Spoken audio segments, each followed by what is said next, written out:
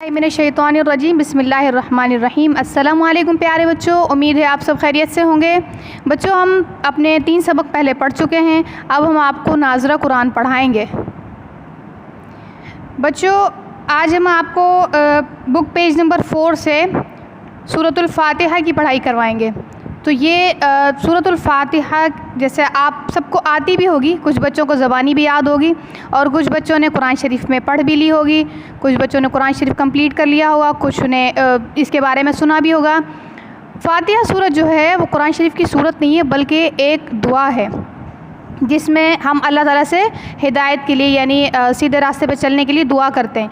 तो ये पूरी जो है सूरतुल फातिहा, जिसको हम सूरत के नाम से कुरान शरीफ में समझते जानते हैं, पहचानते हैं, ये एक दुआ है। इस पूरी सूरत में अल्लाह ताला से बहुत सारी दुआ की गई हैं। तो आइए हम इसकी रीडिंग करते हैं। अऊज़ु बिल्लाहि मिनश्शैतानिर्रजीम बिस्मिल्लाहिर्रहमानिर्रहीम। सूरतुल फातिहा। अल्हम्दुलिल्लाहि रब्बिल आलमीन।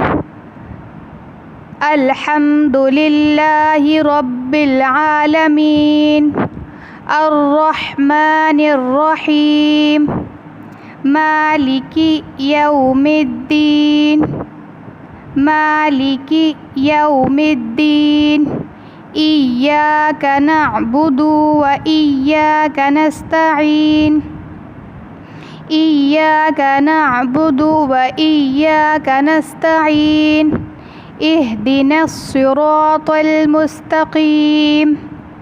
इहदिनस सिरातल मुस्तकीम।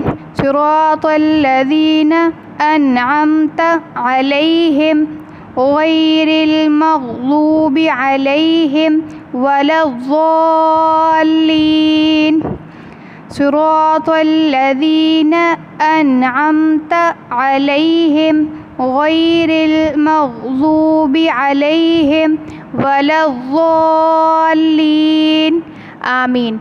आमीन हम इसलिए कहते हैं क्योंकि हर दुआ के बाद आमीन कहा जाता है ताकि अल्लाह ताला उसको कबूल फरमा ले।